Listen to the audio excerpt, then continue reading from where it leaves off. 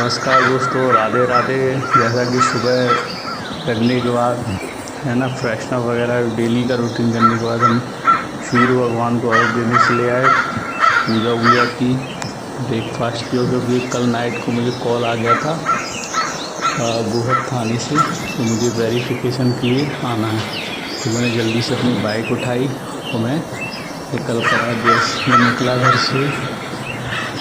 तो दोस्तों, मैं हेलमेट लगा के ज़रूर जाता हूँ, क्योंकि हेलमेट बहुत ज़रूरी है अपनी सुरक्षा के लिए। वैसे भी एमपी गवर्नमेंट ने 9 तारीख से रूल कर दिया है कि अगर 2 सवारी हो तो एमपी में भी आपको हेलमेट लगाना कंपलसरी है। हालांकि दिल्ली वगैरह मेट्रो सिटी में पहले से ही था, और क्यों ना हो, क्योंकि ये आप ही की सुरक्षा है। अगर 2 लोग बैठे हैं तो गिरेंगे तो चोट तो दोनों को ही आएगी, और लोग हेलमेट लगाने से बचते हैं। तो मैं यही कहूँगा, अगर आपके पास बाइक है तो एक अच्छा सा हेलमेट रखिए, और रखना नहीं है उसे लगाना भी है, क्योंकि सुरक्षा पहले। और यातायात के नियमों का आपको पालन ज़रूर करना है अगर आप चल रहे हैं तो। वैसे भी हमारा ये भिंड और ग्वालियर हाईवे, जो कि आए दिन इस पर एक्सीडेंट होते रहते हैं, बहुत ही ख़तरनाक है। आप देख भी रहे हैं, देख सकते हैं, रेत से भरी हुई भरा हुआ ट्राला है, ट्रॉली, क्योंकि आए दिन ऐसा ही होता रहता है। इन्हीं के चक्कर में कई लोगों की जान चली जाती है।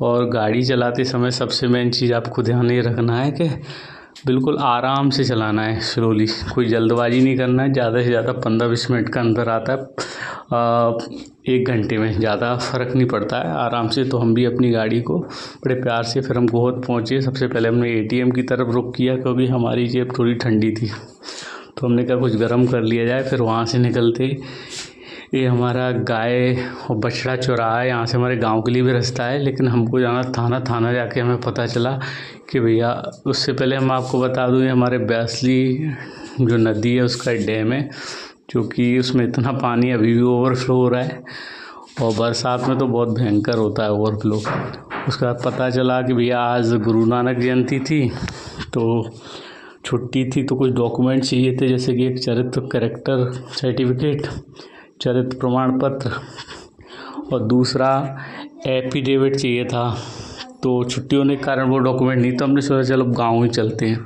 गोहद तक तो तो हम गोहद से दूसरे रास्ते में गांव चले। देखा कि खेतों में अभी कुछ दिनों पहले सरसों की बुआई हुई थी, उसके बाद काफ़ी पानी गिरा था, तो समझ में नहीं आ रहा था नुकसान हुआ है फ़ायदा। तो हमने सोचा आज चलो, क्यों ना टाइम भी है तो गाँव में खेत भी देख लेते हैं। तो हम गांव की तरफ जा रहे थे, फिर हमारी वो नदी मिल गई, क्योंकि वहाँ से हमने आपको भी डैम बताया था वैसली। देख सकते हैं कितनी प्यारी नदी है, एकदम नेचुरल। यहाँ की हवा और खुशबू एक अलग ही आप महसूस कर सकते हैं, अगर आप ऐसी शांत जगह अगर आप नदी किनारे गए हो तो बड़ा अच्छा लगता है। फिर हम धीरे धीरे अपने गाँव की ओर रुख करने लगे, क्योंकि आज हमने पूरा विचार कर लिया था, चाहे कुछ भी, आज तो अपने खेत देख कर ही आएंगे, है ना। हमारे पास काफ़ी समय भी था, क्योंकि और कोई काम था नहीं। अभी दोपहर में कोई 1-1:30 बजा हुआ था, तो हमने सोचा पूरा गांव। फिर हमने घर पहुंचे।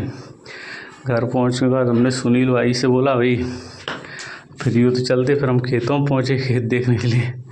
जब खेतों पहुँचे तो खेत तो देख ही रहे, उसके साथ में हमें देखा हिरनों का झुंड, जो कि हमारे यहाँ बहुत हैं हिरन। आप देख सकते हैं छोटे छोटे, कभी आपको दिखाएंगे भी, है ना, शूट करेंगे तब अगर कोई आएगा तो।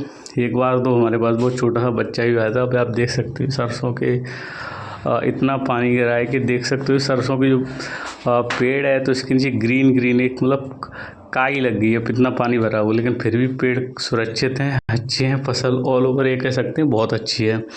हाँ, एक नुकसान ज़रूर है, खरपतवार ज़्यादा है, लेकिन उससे कोई ज़्यादा इफ़ेक्ट नहीं पड़ेगा। तो हम खेत देख के हमने दूसरे खेतों का भी मुआयना किया।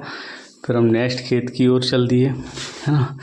वहाँ पहुँचते ही हमारे नीम का पेड़ था, उसकी छाँव में, क्योंकि आज गर्मी बहुत थी, टेम्परेचर ज़्यादा था, 32 के अप्रोच था। ये सुनील भाई खड़े हैं डंडा लेके, क्योंकि खेत में इनका और सांप का 36 का आंकड़ा है। जब भी ये खेत पे जाते हैं तो सांप ज़रूर इनको मिलता है, इसलिए डंडे। फिर हम आ गए वापस, मंदिर गए, और फिर घर पे खाना खाया, और राधे राधे गुड।